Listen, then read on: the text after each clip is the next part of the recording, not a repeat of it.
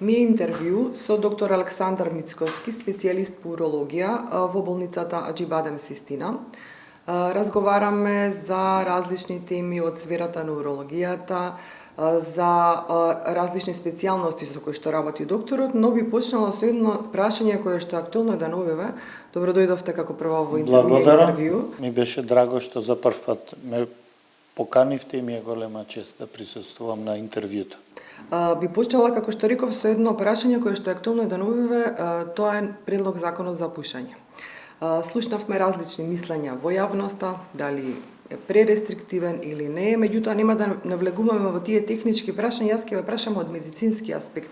Како медицинско лице, колку пушењето е ризичен фактор за појава на различни видови на рак од сферата на урологијата, која што е ваша специјалност? Апсолутно. Мислам дека нема медицински работник што нема да застане за овој закон, затоа што последиците од пушењето се далеко сежни. Ако зборуваме за оние општи последици, сите ги знаеме. Оштетување на крвни садови, рана појава на коронарни заболувања, склоност кон инфаркти и така натаму. Ако зборуваме за малигните болести, исто така е докажана поврзаноста и штетното влијание на пушењето. Дури изолирана е супстанцата која што е дел од цигарите, од никотинот, која што е активатор на тие малигни заболувања, се вика бензопирен супстанцата, и е сигурно докажано кај 3 малигни болести директна поврзаност со тој агент. Тоа се пред се ракот на белите дробови, на грлото и на мочниот меур, меѓуто и на мочните патишта. Затоа што уринарниот тракт во цела своја должина има ист тип на слузница. Пушењето активира преку оваа супстанца како надворешен агент појава на уротелни, значи слузницата на уролошките патишта се вика уротел слузница, активира појава на исклучително агресивни малигни болести и да е уште полоша приказната, ако не прекинат да пушат, тие се повторуваат. Кои што се следат до крај до животот, затоа што имаат склоност да се повторат. Например, ако сте оперирале на бешика на десната страна, ќе се повторат на спротивната страна. И тука таа стапка не е мала. Туку е 25%, односно кај секој четврти кој што сме го оперирале од тоа, очекуваме да уште еднаш во животот се повтори овој агресивен тумор. Кај овие пациенти, препораката покрај да прекинат да пушат и да прекинат пасивно да пушат. И затоа го поддржуваме ова законско решение, затоа што ако во куќата дома има пушач, тој не смее дома да пуши, мора надвор, а за рестораните уште повеќе. Значи, ракот на мочен меур, можам да кажеме по ова што ми го кажавте, да заклучиме дека еден од најчестите во урологијата. Но и директна корелација со пушењето. Кои се другите фактори кои што го предизвикуваат овој рак на мочниот меур и колкава е неговата зачестаност, например, во урологијата? Еден од најчестите, втор после карциномот на простата, и е типично дека не е фаќа само мочниот меур, може да е на уретерот. И за еден тумор на уретер треба да се извади истостраниот бубрек, уретер и дел од мочниот меур. Тоа е огромна агресивност. Покрај овие надворешни фактори, докажана е, кај некои ракови, например, као на тестис, не се знае што го предизвикува. Секако сите штетни надворешни влијанија придонесуваат. Меѓутоа конкретно како не знаеме. Овде знаеме. Кај уролошките, уротелните карциноми, придонесувачки фактор е мутација на еден добар ген, ние викаме тумор супресорски ген, кој што ја супримира, ја намалува веројатност да се појават тумори. Мутација, изобличување на тој ген ја негира таа негова улога во супримирање на појавата на тумори и дозволува да се појават тумори. Во научни истражување, тоа е сигурно докажано и потврдено. Не го проверуваме на секој пациент. Ако непушач се појави со карцином на мочен меор, истиот се повторува, многу веројатно е дека има мутација на овај добар ген PPS3. Меѓутоа, ако се повторува кај пушач, тогаш веќе е голема грешка, затоа што мора да прекине. Да се остави пушењето. Лани некаде во октомври чинам првпат во Македонија во болницата во која што работите беа изведени 2 минимално инвазивни процедури за третман на упорни или повторувачки стеснување на структурата на мочниот канал. Ке може ли да ни појасните за каква процедура станува збор? Да. Значи, тоа е една процедура иновативна, при која што стеснувањата на мочниот канал се всушност сврзано ткиво, односно лузни, и се многу чести. Може да се последица на инфекција, на носење катетар за било која друга природа, ради повреда на мочниот канал, или од непознати причини. Што беше лошото? Се решаваја преку пресекување на тој дел, отварање на каналот, меѓутоа имаа висока стапка на повторување. Односно, се повторуваја на долг рок, на 10 годишен период, кај 75% од пациентите мораше да се прават реоперации.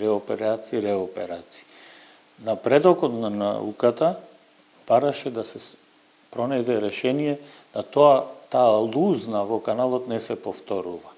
Ние започнавме потрага да го донесиме тој производ, кој што всушност се состои балон, чишто зид е обложен со цитостатик, кој што има локално дејство. Веројатно ги тестирале сите цитостатици и многу други лекови, откриле дека тој цитостатик што се вика паклитаксел и служи за третман на многу агресивни тумори во онкологијата, тука има локално дејство.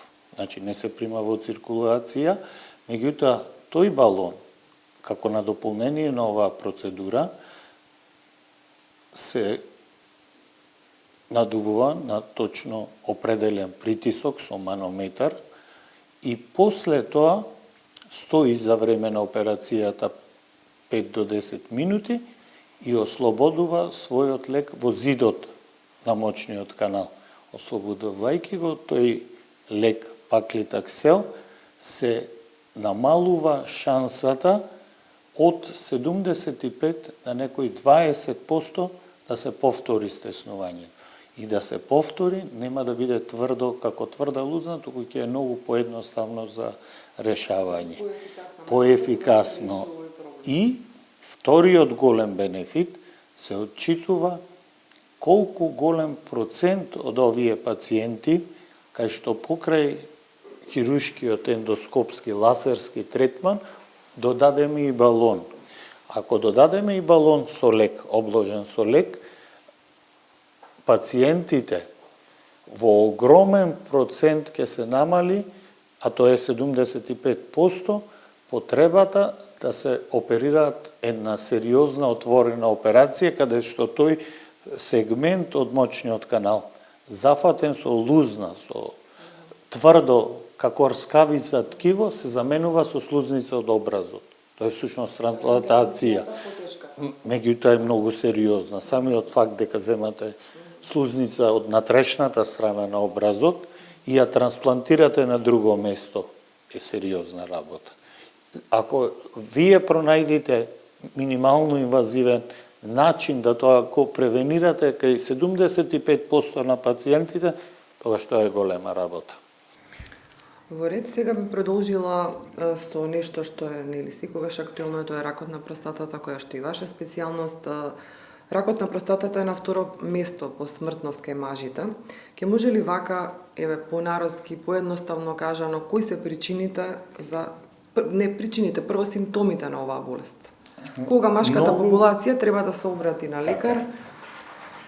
Машката популација треба да се обрати на лекар. Значи, кај нас простатата е докажано дека почнува да расте после 40-та година.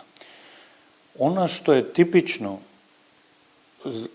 само за овај тип на тумор, нема своји специфични симптоми. Значи, симптомите од бенигното зголемување, од самиот раст на простатата, со оние што ако во таа простата има и малигни клетки, се исти. И затоа мора да се надополнат со дополнителни лабораториски испитувања, а некогаш, како релативно нова работа, еден мултипараметарски магнетна резонанца за простатата. Едно софистицирано испитување, кое што овозможува да се визуализира промени и од 2 и од 3 милиметри во простатата, што е типично и многу интересно. Да. Секако дека скринингот треба да се прави. Апсолутно. Ние можеби немаме таква навика во нашето општество. Па се почесто веќе, поготово младите, благодарение можеби и на вакви емисии, благодарение и на растење на свеста, месец ноември, апели, наши гостувања, здруженија на пациенти со одредени проблеми, се почесто доаѓа. Значи, младата популација можеме да заклучаме посвесна. Така е, според тоа што така е, говорите. апсолутно. Но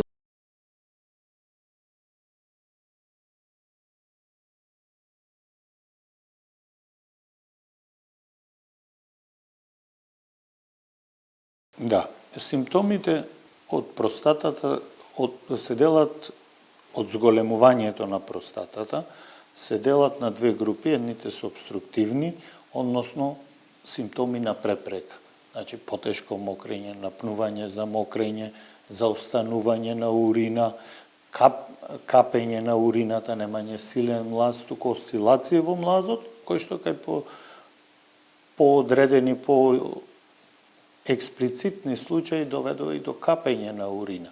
Чувствуваат постојана болка во стомакот, затоа што им заостанува многу урина. И со тек на време, ако не дојдат на лекар и тоа го провери, тоа им станува како навика. Значи, првично, Тие се навикнуваат на симптомите и тоа го прифаќаат како живеат со тоа како нормален начин на живот. Не е тоа нормален значи, прв начин индикатор на би живот. било некаков проблем со Мокрењето. Другите се иritативни. Тие почесто мократ, стануваат ноќе, не се наспани, им смета на работоспособноста, ургентно ги тера на мокрење. Например, треба да патуваат, прво што помислуваат е каде ќе има бензинска станица да застанам. Имаме сега интервју кога ќе заврши за да одам во тоалет. Тоа е оптеретување и не треба да живеат со тоа. И друго што мора да го знаат, дека покрај ПСА маркерот како лабораториски скрининг, ехо прегледот не ги открива карциномите. Например, ако оди некој господја за ехо на дојките, се гледа промената. Ние на ехо на простата не гледаме. Дали ПСА е 0,2, 2 или 22, на ехо простатата изгледа еднакво. Она што ја прави разликата, за да го видиме со тие сликачки методи, е магнетната резонанца. Ама за да таа ја индицираме, претходно има други постапки покрај ехо, лабораторија, ректален преглед на простатата, па потоа до скоро немавме начин ние да го видиме дали во таа простата на која што сме ја виделе, измериле волумен, позиција, начин како мокри пациентот, и тоа сега го мериме. Има апарат со сензори кој што мери со која брзина мокриме и црта диаграм дали мокриме хомогено, мазно или е тоа испрекинато како пила, да кажеме, така го опишуваат. Меѓутоа, немавме можност да видиме дали во таа простата се случува нешто што не треба. Тоа го возможува сега таа напредна мултипараметарска магнетна резонанса. Во некои западноевропски земји задолжително е еднаш годишно да се направи скрининг, мажите да направат скрининг, Така да посетат уролог, да направат соодветни испитувања, дали можеби кај нас се размислува во оваа насока? Па треба да се размислува и е често уролозите од наша како да е стигматизирано машкото здравје. Рековте тоа се менува, но сепак се уште е бавно и има простор за подобрување. Ако ме прашате за моje лично искуство и пример за како треба, сум го видел како и многу голем број од уролозите ние одиме на обука во Словенија. Тоа е држава која што, можеби заради тоа што сме биле една држава, веројатно, меѓутоа ни се отворени вратите, кога сакаме и колку сакаме. И имаме увид покрај во она што сме отишле да научиме и во она како им функционира здравствениот систем. Таму Министерството за здравство, а кај нас има сигурно епидемиолози, специјалисти по медицина на труд и така натаму, кои што одредуваат, јас сум на таа возраст, што оваа година ќе ми треба. И добиваат писмена покана што, каде и на кој датум, во колку часот ќе ме закажат. Кој здравствен проблем станува збор? Значи, без разлика има скрининг скрининг програми, например, на полните 40 години, микрокрварење во ФЦС-от. Треба да испитате ПСА маркер. Закажано ви е тогаш и тогаш, или дојде време, еднаш на 5 години треба колоноскопија. Годинава не треба вие да знаете дека треба колоноскопија. Самата држава ќе добиете писмо, вие закажана во Марибор на тој и тој датум кај тој и тој доктор. И вие мора да се појавите на тој скрининг. И на тој начин штедат. Не трошат пари затоа што сите ги викаат годинава. Штедат затоа што ги откриваат на време туморите, штедат на скапи лекови, штедат на онкологија и имаат здрава популација. Иднината на медицината не е во скапи лекови, цитостатици, втора, трета генерација. Иднината е во превенцијата. Да, секако. Тоа е добар пример. Во болницата во која работите во моментот применувате нова метода која што за прв пат се прави во Македонија. Со локална анестезија се третира бенигно зголемување на простатата, значи бенигно, тука не говориме за мали. Да, исклучиво е за бенигно. Многу од пациентите вака, тоа е една иновативна. Значи тоа е процедура која што е пронајдок. Нема никаква поврзаност со било што досега што се знаело за простатата и лекување на простатата и оперирање на простатата. Пронајдокот овозможува нешто што досега беше незамисливо. Да се оперираат денес, да си отидат дома денес, може во кратка анестезија, да кажеме, може и во локална, комплетно, значи, како за поправка на ЗАП локална, да го утрнува регионот на простата и после ништо не чувствуваат. Како пример, дека стварно, на вистина не чувствуваат, е тоа што, например, добивате локална анестезија и стоматологот може да го вади забот, да ја буши, крши коската и така натаму. И не боли. Простатата е мека, како сунгер. И сигурно многу помалку ќе ги боли. Има дискомфорт. Меѓутоа, предноста е што кај стари луѓе со лоша циркулација, прележани инфаркти, стентови,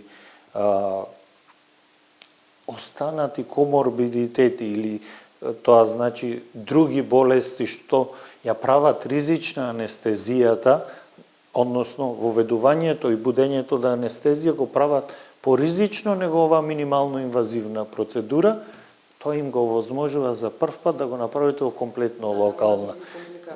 Значи, многу прашуваат таа локална дали е таа во кичмата. Не, тоа е регионална и после тоа мора 24 сати да лежите од пола надолу, вклучително нозете се парализирани. Не осеќате болка, меѓутоа не можете ни да ги движите мускулите. Ова е апсолутно локална. Не, таа се вика спинална. Епидурална е еден друг простор, двете се аплицираат во кичмата, да. Во што се состои процедурата, така е методата?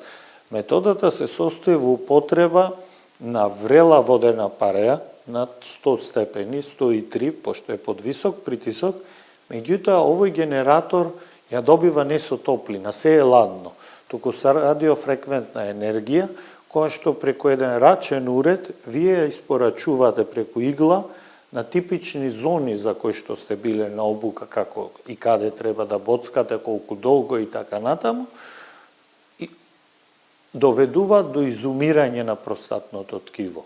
Односно, она ткиво што смета на продноста на каналот. Вие тоа го гледате на камера и завршува процедурата, пациентот за 2 часа е испишан од болницата. Што се случува? На денот на операција толку. После 2 недели започнува изумирањето на ткивото И организмот со своите природни процеси на варење на храната тоа ткиво го отстранува. Не го измокрувате, многу ми намислат ке мокрам нечистоти, ке мократ парчиња, ке биде језиво, не е така. Значи организмот го вари тоа ткиво со своите природни механизми на лекување, вклучително и варење на храната. Например, зрачите некој тумор и го нема веќе туморот. Тоа не значи дека го измокривте туморот, туку се стопил, го сварил организмот. Истото се случува и со ова мртво ткиво. И ако имавте еден затворен канал, сега се добива широка јама. Тој период во кој што ќе се креира таа јама, треба да знаат пациенти дека не е утредента.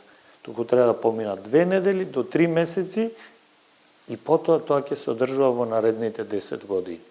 Тоа е тоа што е предвидено. Ние реализиравме до сега над 100 вакви процедури и од оваа година, пошто компанијата организира како нова метода и ги собира светските искуства. Ради големата бројка што ја направивме за кратко време, нашите мерливи резултати, о кои што се мерење на брзината на протокот, остаточната урина, волуменот на простатата, скорот, збирот на симптоми што ги има пациентот, се бодува, се даваат бодови за секој симптом и сето тоа е вклучено во светското искуство за оваа метода. И за сега резултатите се одлични. Колку лекарите се обучени, дали само во оваа болница или генерално? Вака, за оваа процедура... Бидејќи велите дека мора посебно обука, нели, за да се аплицира? Компанијата за оваа процедура и за сите своји всушност таа компанија, како затоа што овие процедури не се дел од процесот на формална едукација, што се вика специализација по урологија, организира по нивни предлог задолжителна обука. Тоа значи прво материјал за читање, полагање на писмен дел, ако се квалификувате центар за обука, имате референтен центар, веројатно во скора иднина и ние тоа ќе постанеме. Во тој референтен центар добивате обука гледајќи како хирурзите работат на пациенти, меѓутоа тие имат и тренажер електронски уред во кој што ја вешбате таа процедура и ве оценува самиот уред како колку добро ја правите и кога сето тоа ќе го поминете, меѓународна екипа од експерти од таа област доаѓаат вас да ве оценат како тоа го правите на пациенти, да речеме првите 3-4 пациенти во еден ден, треба да ги изоперирате под нивна контрола, дека сето тоа го правите како што треба. Од каде е оваа метода? Методата е пронајдок на Boston Scientific, тоа е америчка компанија, која што вложува исклучително во пронаоѓањето на нови работи. Значи, не подобрувањето, ако сега имаме микрофон, а во година имаме подобар микрофон. Туку да смисли нешто што нема врска со микрофонот и затоа е лоцирана во Бостон, каде што е инженерскиот MIT универзитет, веројатно најдобар на планетава, каде што ги црпи најдобрите научници.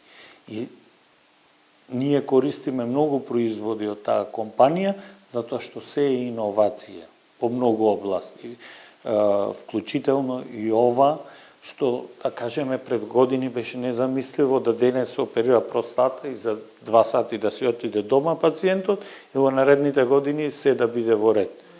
И вклучително, што е многу битно за оваа процедура, е идеална и за млади мажи со многу симптоми. Тоа сакав да ве прашам, возраста на лицата кои што биле подложени на оваа процедура, Многу реков околу 100 пациенти. Да. Дали е претежно постара популација или е... Претежно е постара, меѓутоа сме оперирале многу пациенти во возраста која што е меѓу 45 и 50 години. То се млади мажи, сексуално активни, во најдобрите години, мислам за работоспособност, кој што работоспособноста им е клучна. треба да работат, да заработуваат, да не отсуствуваат од работа. Оваа процедура возможува и веројатно не само во урологијата, туку и во хирургијата дозволува од наредниот ден да работите све, да се вратите на работа, или ако е во локал, уште истиот ден може да отидете на работа. Нема забрана за работа, за подигнување на тежина, и во 100% од пациентите за гарантирува, самиот производител гарантира зачувување на потенцијата, ерекцијата, и што е многу битно, и на исфрлањето сперма. Односно, ако оперирате млад маж, Кој е најмладиот пациент?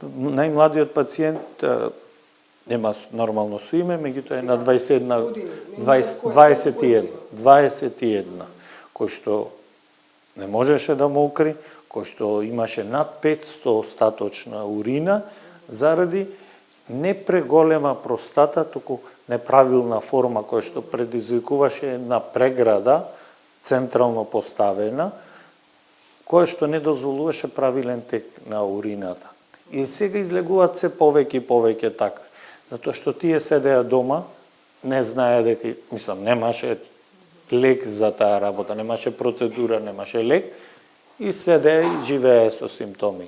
И сега како се популаризира, вклучително и на овој начин, сите излегуваат најнаш, што со години се мачеле, затоа што ако оперирате на друг начин, 20 поинвазивен, тој не може би се друго ќе е во ред, ќе мокри одлично, ќе има добра ерекција, меѓутоа нема да исфрла сперма. Ова е единствената процедура што возможува да после неа вие бидете татко. Тоа е голем напредок. Значи не се спречува, нарушува. Не се нарушува, да. Напротив, се загарантирува. За крај би ве прашала, еве, ваша порака да ми дадете секако домашката популација, бидејќи говориме за рак на простатата и проблеми со простатата, меѓутоа еве и генерално, нели, колку е потребно да се превенира наместо да се лекува? Апсолутно, пораката е да дојдат и за секој проблем да се консултираат.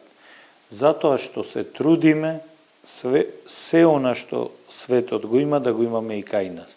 И не можат тие, колку и да се интелигентни, да користат електронски уреди и читаат апликации, да се знаат.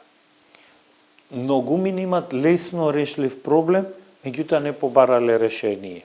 А да не заборавиме, тоа што го кажав и за Словенија, дека иднината медицината е во превенцијата на малигните болести. Или ако веќе било да се јават, да се откријат рано.